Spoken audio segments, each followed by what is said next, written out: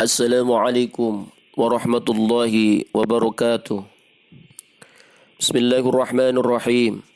Alhamdulillahilladzi an'ama alaina bi ni'matil iman. Bismillahirrahmanirrahim. Wassalatu wassalamu ala sayyidil anam wa ala alihi wa ashabihil kiram. Qala Allah Ta'ala fil Qur'anil Karim. A'udzu billahi minasy syaithanir rajim.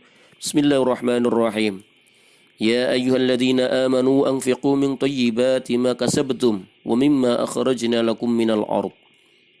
Sadaqallahul azim.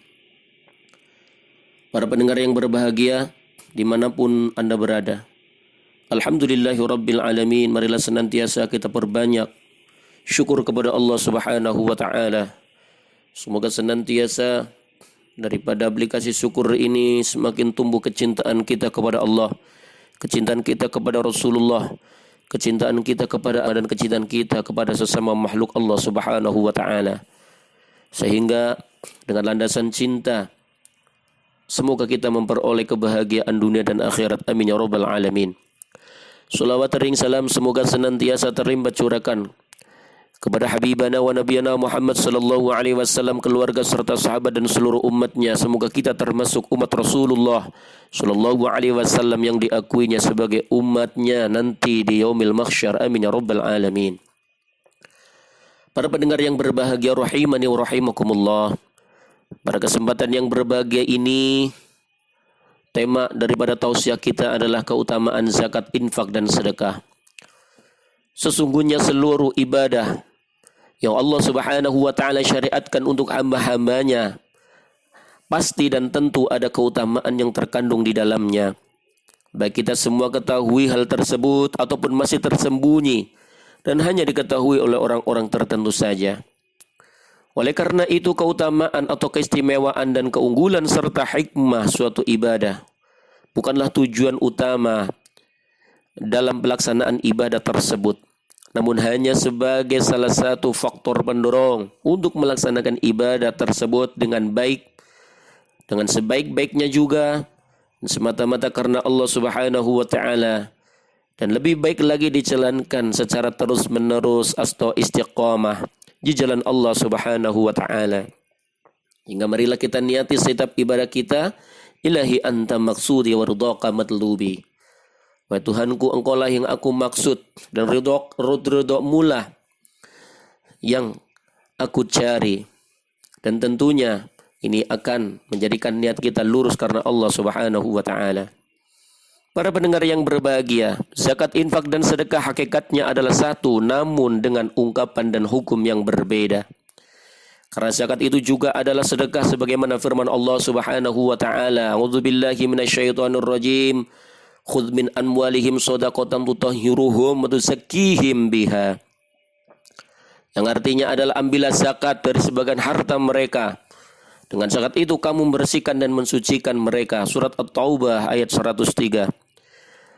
Dari ayat di atas nampak jelas bagi kita bahwa kata sedekah diungkapkan dalam terjemahan dengan istilah zakat. Demikian pula zakat atau sedekah juga terkadang diungkapkan dengan istilah infak atau nafkah sebagaimana firman Allah Subhanahu wa Ta'ala, A'udzu billahi minasyaitonir rajim, ya ayyuhalladzina amanu anfiqu min thayyibati ma kasabtum wa mimma akhrajna lakum minal ard.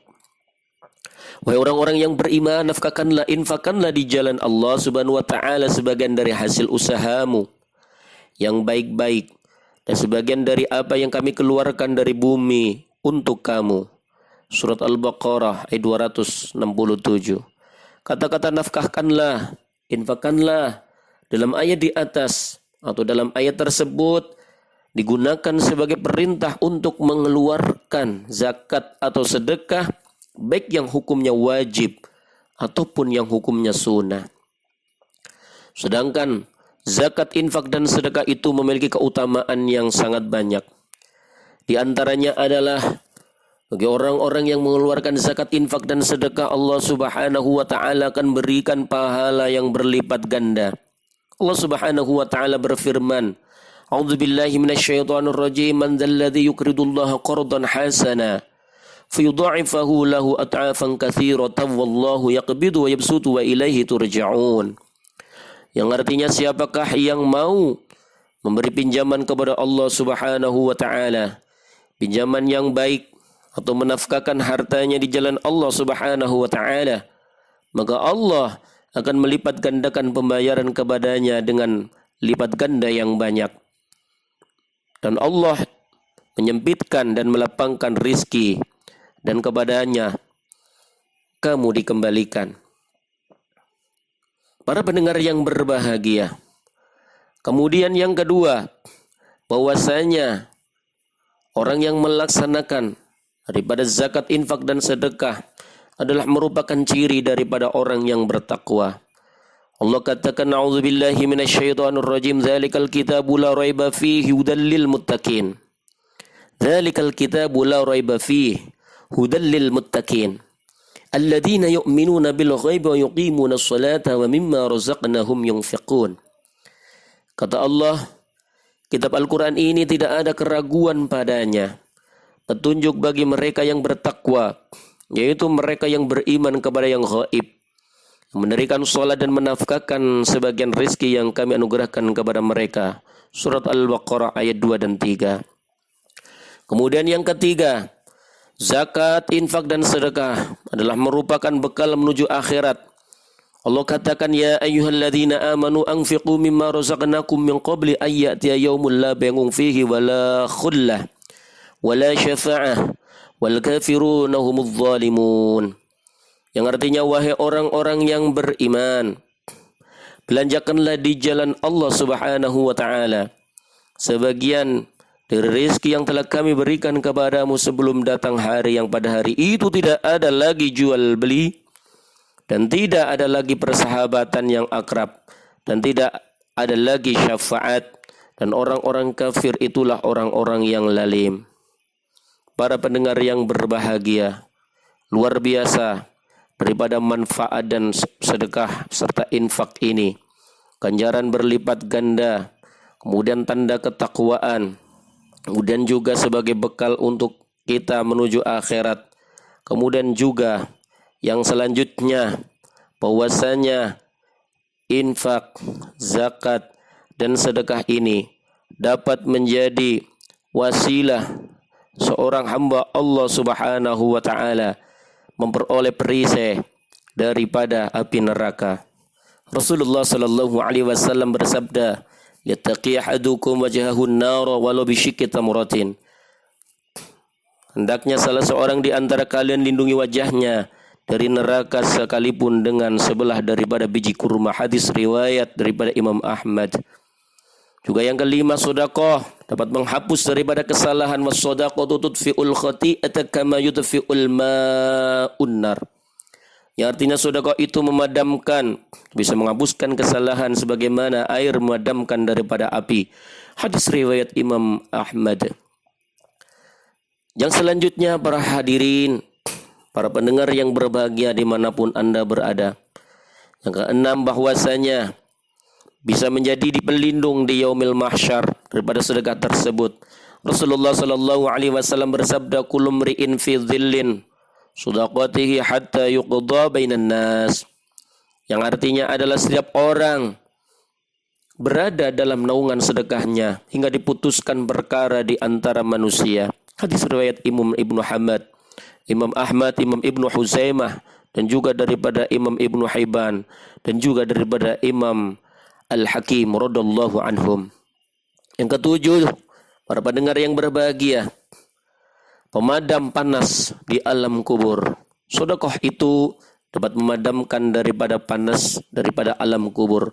Rasulullah sallallahu alaihi wasallam sangat sayang kepada umatnya, telah memberikan daripada tuntunan yang bisa menyelamatkan umatnya dari panas api neraka, yaitu bersedekah.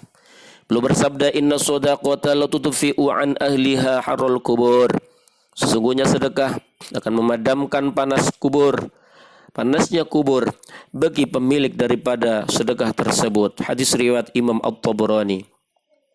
Kemudian juga yang kedelapan, akan mendapatkan doa daripada malaikat.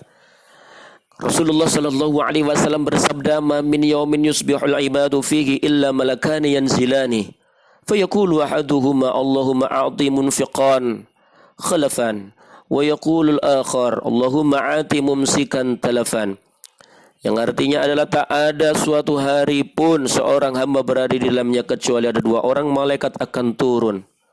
Seorang di antaranya berdoa, "Ya Allah, berikanlah ganti kepada orang yang berinfak." Yang lainnya berdoa, "Ya Allah, berikanlah kehancuran bagi orang yang menahan infak." Hadis sahih riwayat Imam Bukhari dan Imam Muslim. Juga yang kesembilan, bahwasanya bisa menjadikan seorang hamba Allah Subhanahu wa taala sebagai orang yang masuk dalam golongan yang Allah Subhanahu wa taala naungi di hari kiamat.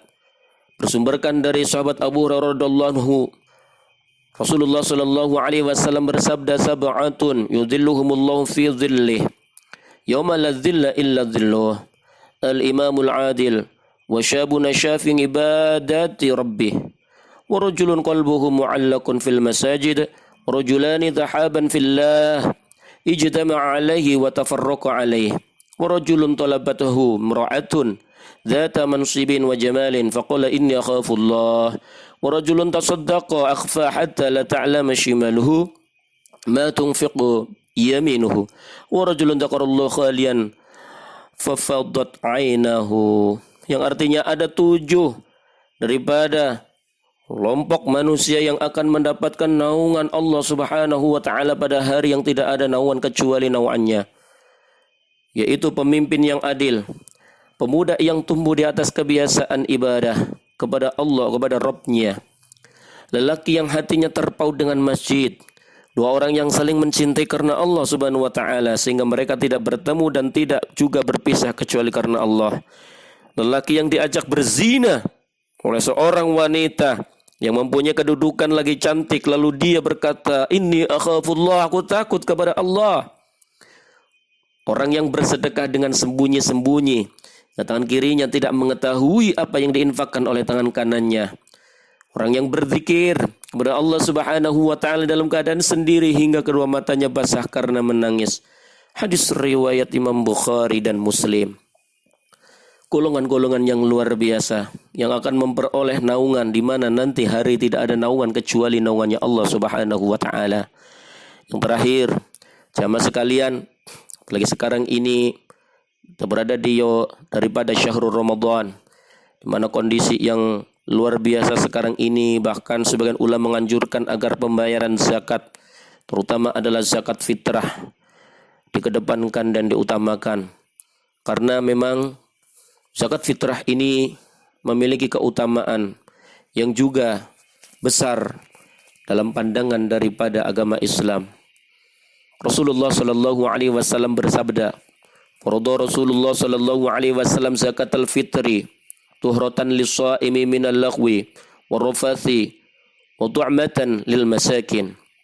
Rasulullah sallallahu alaihi wasallam mewajibkan zakat fitrah sebagai penyuci bagi orang yang berpuasa dari perbuatan sia-sia dan kata-kata kotor, serta sebagai pemberi makanan untuk orang-orang miskin. Hadis riwayat Imam Abu Dawud. Jemaah sekalian yang dimuliakan oleh Allah Subhanahu wa taala, berdasarkan daripada hadis tersebut dapat disimpulkan bahwa di antara keutamaan dan hikmah diwajibkannya mengeluarkan zakat, khususnya zakat fitrah, adalah sebagai penyuci dan pembersih serta memasukkan kegembiraan kepada fakir miskin dan bentuk pemberian makanan kepada mereka ataupun dalam nilai yang lain.